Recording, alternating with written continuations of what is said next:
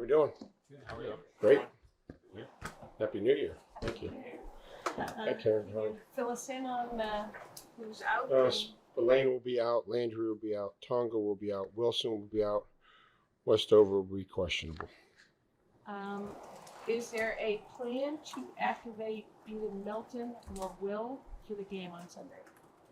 Yeah, we'll see how they respond from today's work. Try to get them a full week of work in. But I think it looks good. Both of them were able to, work the whole week, and we'll see where we're at tomorrow. She and Robert, just even getting out to practice. I know he's not going to play in this game. What is your reaction to the work he's put in and just having his presence? Yeah, I think, again, when you go through an injury and you're away from the team, guys that care a lot about the team want to be out there. So just trying to get the return to play, and felt good enough to get out there and do a little bit of work in a limited fashion. So I think that was positive, and excited that he is feeling better.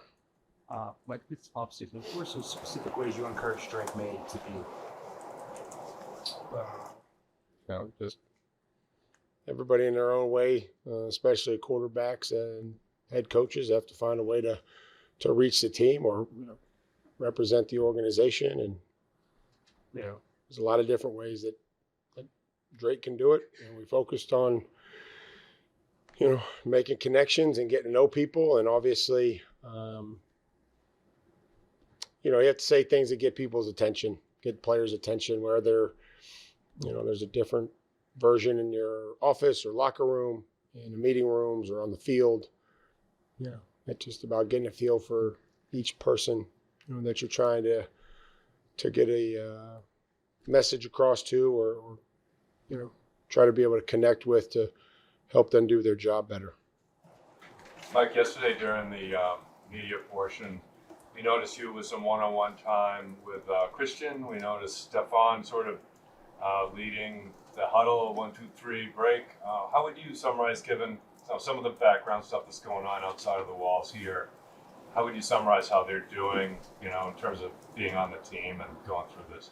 Well, you have an opportunity to talk with them here in the locker room, let them speak for themselves on how they're doing, and continue to coach every player to the best of my ability, the ones that come in each and every day and that are willing to be coached, and they are, just like everybody else. And that's where, that's what I do each and every day.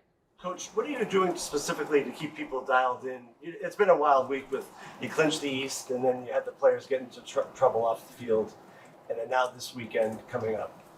How do you keep people dialed in? It's part of my job is to have a message and to clearly define what the objective is for the day. Today, obviously, we had some red zone, move the field, our normal Friday, and I show them the clips and teach them, try to stay as consistent as possible. Mike, what's your message for the team going into this final regular season game as, playoffs do start next week? Like, is there a specific message to the team with this final regular season game? I think it'll be the same one I told you it was on Wednesday. We're going to practice to improve, and we're going to try to finish what we started. So if I didn't change from Wednesday to Friday. We talked to Zach a little bit yesterday about Quinn Ewers. Mm-hmm. What stands out for you? I saw an energy at that Tampa Bay game. I saw a youthful energy. A guy that's trying to take advantage of his opportunity. And again, sometimes when you put younger players in there, especially quarterbacks, you see him getting up and celebrating. And he had a big scramble at the end of the game. And in 5 minutes, it was a first down. It was a big play for him. A lot of energy. Seems to have good command of the operation. There's a lot of moving parts with that offense, the shifts, the motions, the jet motions, the ball handling. It's not just standard. He's under center, he's in the gun, he's in the pistol.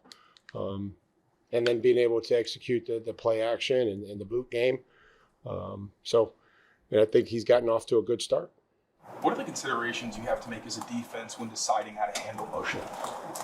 Well, it's based on coverage and based on location of players and where they get to. And I think it's just a lot of that depends on the coverage that you're in. And you start with man and the adjustments that you want to make, and then it's split safety, and it's post safety zone, and how you going to bump things or, run the nickel. And, so a lot of teams, I'd say sometimes it's the same each week and sometimes it's different, whether you keep the nickel to the field and some guys lock them in and some teams travel them into the nickel or into the boundary. That's kind of what you work through in the off season. And then based on game plan, you may make some modifications. Like along those lines, what are some of the other challenges associated with the old strategy? If we're going to keep our number one corner and have him travel, with the number one receiver, seems like that happens less. Yeah, it's just hard. It's just offenses have changed so much. They just don't stand out there and put them over there into the boundary and let you, cover them. It's sometimes that happens and sometimes it doesn't. I would say more times than not, it doesn't. They will move players around, move them off the ball, motion. And teams and offensives have gotten really good of how they motion, where the snap point is. The quarterbacks manufacture the snap point on this side of the center, on the other side, stacked or all the way out. So those are all different things that you go through, pretty much to Taylor's question about the motion and adjusting, but then, the matchup. And when you can, you obviously would like to, and then other times where you can't. With all the 11 rookies from this draft class that being active on the 53-man roster, from your perspective, like how important is to build the team, reshaping the team through the draft versus signing free agent, and how those two methods complement each other? Yeah, I think we all understand how important the draft is to be able to, at every level, add to the roster, right? Starters, role players, depth, special teams players, developmental players at some capacity, but then just to try to improve them and develop them. And, and then there's answers in free agency too. I think there's a fine line, but we obviously, want to be able to continue to build through the draft and make smart decisions and bring the right people in and draft the right people at the right time and have a vision for them and be able to help them reach their full potential. Mike, how has Alex Austin looked throughout practice this weekend? Are there any plans to activate him for Sunday? Again, we'll see how he feels tomorrow. I think that it was good to see him have a week of work. And, I would say it's probably, in his role where he was coming from as, backup corner, but then the special teams, just trying to evaluate that and where that may be with his return to play. Sometimes, again, we can't have pads at this point in time in the year. So you have to try to, just work on it's a gunner and he's jamming a guy that doesn't have pads on. And, so we just try to, get creative with that and some of the stuff that we want to see and, see how he feels tomorrow and then go from there. But it was good to have him back. Mike, who are some of the staff departments that are working on, kind of looking ahead, getting you a head start on next week, regardless of who the opponent is? What are they doing this week?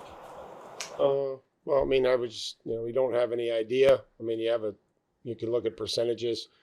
I think I'm confident that we'll be ready for whoever we play and we'll have all the games and the breakdown. But don't want to start guessing. Coach, quick question for you. Hey, yeah. Any plans on playing Foxborough High School to open next season? That's been a topic of conversation this week as well, on a lighter note.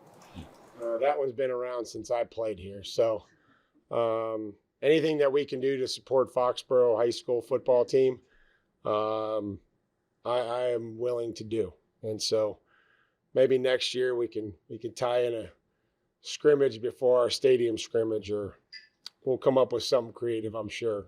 Give me and Stretch a year, and we'll come up with something. Any New Year's If you need any resolutions? intel, I got you. New Year's resolution, just win as many games as we possibly can. Thanks, guys. Thanks, Mike. Thanks, Mike.